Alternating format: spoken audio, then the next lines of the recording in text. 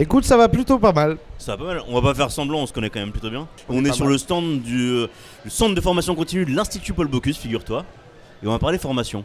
On va un peu parler de ta formation et aussi de déformation. Parce que t'as pas toujours été dans les clous. Ah bon. T'as toujours aimé en sortir un petit peu en tout cas. C'est important, c'est important. T'as vu? Électron libre, Et t'as jamais voulu rester dans le cadre quoi. Quand tu Non. fais tes gâteaux, tu fais tes gâteaux. c'est ça. Faire du Cagne, c'est du Cagne. C'est Cagne, il ça. fait pas autre chose. Non, c'est vrai. Tout a commencé il y a pas si longtemps que ça. T'es pas si vieux. CAP. Il y a quand même 22 ans. 2002 CAP, j'ai. Hein. Ouais, Ouais, c'est ça. CAP. Je décide de faire un CAP parce qu'en fait, concrètement, je tombe amoureux du métier en stage de découverte de 3ème. Petite voie de garage pour moi, parce Ouais. que j'étais pas très bon élève à l'école. Et en fait, je commence mon apprentissage à Avignon, Ok. chez un petit chocolatier, donc Patrick Mallard, qui avait, en fait, on était 2 apprentis plus le patron. Et en fait, c'est là où la passion du métier est venue. Et après, derrière, apprentissage, n'est-ce C'est pas? ça. Donc CAP, ça c'est CAP, Avignon. et ensuite, tu vas chez Monsieur Café, c'est ça? Alors non, pas du tout. Ça c'est Ah. stage de découverte à 3 chez Pascal Café, meilleur Pascal ouvrier de Café, France. ça. Voilà, meilleur ouvrier de France. Ensuite, je suis mes parents parce que je suis tout jeune là, on parle de 13-14 ans. Ensuite, je suis mes parents à Avignon. Et à Avignon, je fais justement mon CAP en 2 ans chez Patrick Mallard, un chef chocolatier et pâtissier. Alors, faut savoir que suite à ça, tu as quand même eu quelques expériences dans des grandes maisons. Oui. Storer commence à te faire confiance. Oui. Très vite même te fait confiance. Alors, concrètement, quand j'arrive d'Avignon, je fais mon apprentissage, ma fin d'apprentissage, donc une mention complémentaire. Chez Storer, c'est la seule maison qui m'ouvre ses portes quand j'arrive à Paris. Là, pour te resituer, j'ai 17-18 ans. Ok. Et elle me fait confiance, donc j'avance. Et l'histoire est belle parce que finalement, tu quittes Storer, tu reviens chez Storer. Enfin bref, tout se change un peu jusqu'à 2018 à peu près où tu deviens enfin chef pâtissier de la maison Storer. C'est ça. Où entre temps, t'es passé commis, t'as fait plein d'allers-retours. J'ai tout fait, même plongeur, je crois. Chez Storer, c'est Hein incroyable. Je parle de Storer parce que finalement, c'est quand même une grande maison. Ouais. L'inventeur notamment du baba au rhum. C'est ça, mais il y a 300 ans d'histoire, c'est pas rien en fait. Il y a une tonne de chefs qui y sont passés. C'est une maison qui a le mérite d'être connue parce que elle est bourrée d'histoire. Inventeur du baba au rhum et notamment, on parle aussi chef pâtissier du roi Louis XV, c'est pas rien. Quand même. Donc juste passer et de traverser ces époques et justement d'essayer de glorifier et de garder ce nom qui est Nicolas Storer, voilà, pour moi c'était un projet qui me tenait vraiment à cœur. Quand on parle de formation et de pâtisserie, souvent on pense que la grande maison est quand même un passage presque obligé lorsque l'on grandit. Pas forcément, mais en même temps, ça a ses avantages et aussi ses inconvénients parce que grandir dans une grande maison, c'est aussi parfois rentrer un peu dans un moule qui est peut-être un peu parfois étroit pour un esprit créatif. Alors, en fait, je pense que la formation se fait beaucoup par l'école, par les boîtes qui vont nous accueillir, donc les pâtisseries ou les restaurants, peu importe sa voie. Ouais. Mais ça vient aussi de soi-même. C'est un gros travail. Il y a 50% de travail qui est solitaire presque, où on est seul confronté à soi-même. Donc je dis toujours, si quelqu'un a envie de réussir dans ce métier, il va falloir qu'il travaille par lui-même. Donc apprendre à dresser une pâte à choux, s'entraîner davantage. Et pas forcément une grande maison. Parce que les petites maisons, on n'en parle même pas assez, qui ne sont pas starifiées, mais qui ont énormément de talent en interne, qui ont peut-être pas la même aura, mais qui ont un vrai savoir-faire. On n'est pas obligé de passer par des grandes maisons. Et la preuve, il y a encore quelques années, juste pour te donner une anecdote, j'ai fait des entretiens. J'aime pas trop les entretiens où quelqu'un m'envoie quelqu'un. J'ai besoin de connaître des nouvelles personnes. Et ma seconde, qui est devenue la seconde de chez Storer, et ben en fait, elle sortait d'une maison comme Leclerc. C'est pas une grande maison. On est vraiment dans la pâtisserie presque industrielle, mais les bases sont là. Et en fait, les bases, c'est le plus important dans notre métier. Pour te connaître quand même assez, on sait quand même que tu replaces la sensibilité au cœur du travail et que tu as pris le temps quand même d'écouter les gens, d'écouter les profils et de surtout t'intéresser aux gens parce que finalement, on pense que la pâtisserie, la réussite dans la pâtisserie, c'est avant tout une accumulation de lignes sur le CV, alors que finalement, c'est surtout une sensibilité. C'est tout à fait ça en fait. Concrètement, j'ai rencontré des gens, des fois des chefs, des patrons qui ont cru en moi. Donc il y a un vrai échange. Il y a une philosophie de vivre, il y a une psychologie humaine. c'est les rencontres que tu vas faire qui vont faire aussi que tu avances. Bien sûr. Quand on va mal, il y a toujours quelqu'un qui nous remonte. Quand on va bien, on remonte quelqu'un. En fait, c'est une perpétuel échange avec les gens qui m'entouraient. Je pense que sans mes équipes ou sans les gens qui ont cru en moi, je pense qu'aujourd'hui, j'en serais pas là. Tu cherches constamment à transmettre, et notamment à transmettre sur les réseaux maintenant. Oui. On t'a vu prendre ton petit téléphone et commencer à nous faire des recettes. Ouais. Donc maintenant, le pâtissier sort de son labo et transmet à tout le monde ses savoirs et ses recettes. Alors ce métier, il a évolué. Bah ouais. Ce métier, il a évolué. Moi, ça fait 22 ans, j'ai vu l'arrivée des réseaux sociaux. J'ai commencé avec Facebook, j'étais chez Ediar, j'avais 24 ans. Première émission de télé dans ces eaux-là. C'est une émission qui n'a pas trop bien marché, ça s'appelait L'Espoir de l'année avec Karine Le Marchand, Michel Belin et Sébastien Bauer comme juges. On les embrasse. Là, en 23 ans, 23-24 ans, pour te resituer, j'en ai 36, donc ça fait déjà 14 ans.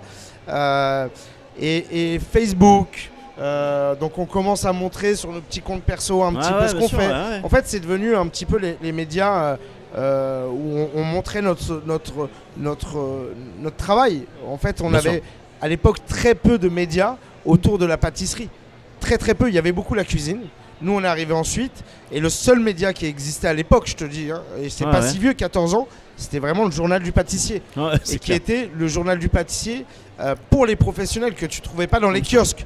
Donc, pour te dire que l'évolution s'est faite, mais à une vitesse fulgurante. Et du coup, on était obligé de suivre cette évolution, et notamment les réseaux sociaux.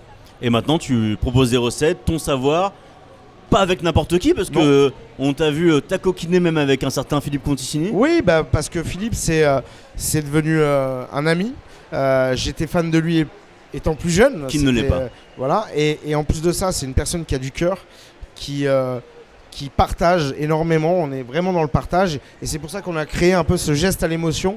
Donc le geste et l'émotion, c'est lui et moi en fait. Il n'y a pas de qui fait le geste, qui est l'autre et l'émotion. Je pense que on communique notre pâtisserie, on la communique avec du cœur et de l'amour. Et ça, pour moi, ça n'a pas de prix. Être un pâtissier, c'est aussi être un entrepreneur. Oui. Tu as ouvert enfin, si je peux dire enfin, parce que tu es passé par beaucoup de maisons, et tu t'es enfin ouvert ta propre boutique. Oui. Il y a quelques temps, il y a à peine 1 an, 2 ans. Alors il y a 1 an exactement, parce que c'était le 21 septembre 2021. Dans le 17e. Ouais, j'ai un associé qui a cru en moi, ouais. Qui est pas des moindres que l'associé de Philippe Conticini, d'où le lien aussi, d'où le lien de l'école et de l'atelier ensemble. Évidemment. Et quand quelqu'un croit en toi et en fait te dit allez je te pousse, il s'appelle Yoav Pérez, c'est un homme que j'adore, en plus c'était un ami avant ça, et aujourd'hui qui m'a permis de m'amuser, de m'émanciper, tu vois. On est vraiment dans encore une fois le partage. Ouais, et puis surtout en plus l'émancipation, elle te tient vraiment à cœur, parce que quand tu ouvres ta pâtisserie, tu fais des gâteaux qu'on n'a pas vus forcément ailleurs. Tu as envie de changer. J'ai envie de changer. Tu te retrouves à nous faire un trop dog sorti de, à part ton esprit un peu bizarre, il n'y a personne qui aurait pu y penser. On se retrouve avec une tropézienne hot dog frite avec en même temps le même appareil que la tropézienne, avec un peu de citron. Finalement, c'est ça aussi être pâtissier, c'est créer ce qu'on a envie de faire. On s'amuse à créer en fait d'un morceau de sucre avec un peu de farine et des œufs. Et ben en fait, on peut s'amuser. On s'amuse, d'ailleurs tu t'amuses bientôt dans une nouvelle boutique dans le rue Montorgueil, c'est ça? Ouais, il y a une prochaine boutique qui est encore différente, et je crois que c'est très important quand on ouvre des magasins, ou en tout cas des pâtisseries ou des restaurants, de trouver une autre adresse, de trouver quelque chose de nouveau. Parce qu'en fait, il n'y a rien de pire que la redondance, et je trouve que c'est très important de s'amuser différemment. Bah, c'est vrai qu'en plus, là, le game il est devenu quand même un peu plus compliqué aujourd'hui, parce que avec les réseaux dont tu parles, il y a le côté positif de dire qu'il y a plein de choses, mais en même temps, justement parce qu'il y a plein de choses, faut réussir à se démarquer. Donc quand il faut réussir à se démarquer, bah, c'est quand même un peu plus compliqué. Hein. Alors pour se démarquer, je pense que je sais pas si on part là-dessus en fait. Quand on fait des desserts ou des gâteaux, on n'essaye pas forcément de se démarquer, et je pense que le fait de se démarquer, c'est le fait d'apporter sa personnalité dans un dessert et de créer sa propre signature, ce qui est très difficile, et je ne pense pas encore l'avoir trouvé. Ça veut dire que aujourd'hui c'est un métier, avant d'arriver à un stade où tu as créé vraiment ta ligne directive et ta signature, il faut du temps, parce que on apprend tous les jours. On apprend tous les jours, et en même temps, ce qui est chouette, c'est de se dire qu'avec ta première ouverture, tu as pu constater qu'il y avait des échecs et des réussites, et en même temps il y a des choses qui ne fonctionnent pas, et quand on voit les choses qui ne fonctionnent pas, faut, comme tu le fais souvent, le prendre du bon côté et se dire je réinvente. La vie est trop courte pour se prendre la tête, la vie est trop belle. Je pense qu'on les erreurs, c'est humain et en même temps, c'est formateur. Ça veut dire que l'erreur d'avoir, entre guillemets, fait un premier dépôt de bilan, si on peut le dire, c'est pas grave parce qu'en fait, justement, ça te construit. Bien sûr. Mon père a une vie constructive comme ça, où justement, on apprend de ses erreurs et on grandit. La maturité, c'est ce qu'il y a de meilleur dans l'entrepreneuriat. Et je pense que même si demain, il arrive quoi que ce soit, eh ben, c'est pas grave. Il y aura un second temps, il y aura un troisième, un quatrième volet. La vie est vraiment trop courte. Donc, faut y aller, faut pas avoir peur. Tu fais partie de ces gens-là justement qui démystifient un petit peu la pâtisserie parce que on l'a toujours associé à la perfection, contrairement à la cuisine où on se permet justement d'avoir un peu d'écart, faire ça un peu au feeling justement. La pâtisserie, ça se doit d'être parfait, sauf qu'en fait pour que ce soit entre guillemets ou d'apparence parfait, il faut quand même beaucoup bosser avant. Il y aura beaucoup d'erreurs avant. En fait, c'est ça. En fait, il faut apprendre les bases vraiment sur le bout des doigts. Ouais. C'est un peu comme les gammes de piano. Au début, tu apprends ton solfège, tu apprends vraiment tes gammes. Et tu fais du classique, tu fais vraiment ce qu'on attend de toi, et après tu t'éclates. En fait, après tu as apprivoisé le piano, et la pâtisserie c'est pareil. Une fois que tu as apprivoisé la poche, la douille, le fouet, la manière de travailler tes bases, tu t'amuses. Tes gammes, tu les as, donc amuse-toi. Et en fait, aujourd'hui, le juge numéro 1, c'est le client. C'est lui qui va juger, c'est pas ni moi, ni mes équipes, ni les médias, ni les journalistes, c'est vraiment le client. Si le client revient tous les jours et qu'il dit continuez comme ça, c'est que c'est bon. Il y a un côté aussi barrière que tu n'as jamais eu peur de franchir. Toi, typiquement, on te sait pâtissier, mais finalement, tu t'es aussi attaqué un peu au pain, tu t'es aussi attaqué à la viennoiserie, tu t'es attaqué à plein de choses. Donc en fait, se dire qu'il n'y a pas forcément un pâtissier, c'est quelqu'un qui sait juste bien faire en fait. Un pâtissier, en fait, il n'a pas de limite. Déjà, un pâtissier, en fait... si tu reviens il y a 300 ans, en fait, le pâtissier, il faisait aussi les pâtés en croûte. Donc, il faisait le salé. Donc, si tu veux, les bouchées à la reine, c'était le pâtissier. Ouais. Donc, en fait, tu peux très bien faire du salé, tu fais du pain, tu fais du chocolat. En fait, aujourd'hui, c'est une grosse bulle. Et c'est pour ça que quand je te dis, il n'y a pas de redondance parce que tous les jours, tu vas sur de nouveaux terrains de jeu. Et c'est ça, il n'y a pas de limite. Et en même temps, personne n'a dit qu'il fallait s'en mettre dans la vie. Donc, ça paraît un peu... déjà vu et eu l'idée de faire des flashbacks comme ça, mais qu'est-ce que tu pourrais dire au Jeffrey Kahn qui a commencé, qui a passé son CAP en 2002 et qui se disait putain je veux faire des super gâteaux mais aujourd'hui t'as tellement dépassé ça, qu'est-ce que tu pourrais lui dire à ce moment-là? Qu'est-ce que je pourrais lui dire? C'est difficile, mais en tout cas je pourrais lui dire que je ne regrette rien et que même si mes parents n'étaient pas pour le fait que je fasse ce métier, aujourd'hui voilà, Jeff continue, ne regrette rien. Ils sont plutôt fiers. Je pense, en tout cas j'espère. Okay. Bon, en tout cas nous on est fiers de t'avoir ici et fiers de goûter encore tes gâteaux parce que tu crées continuellement et ça nous pousse forcément à créer aussi. C'est gentil Jordan, c'est gentil. Merci beaucoup Jeffrey.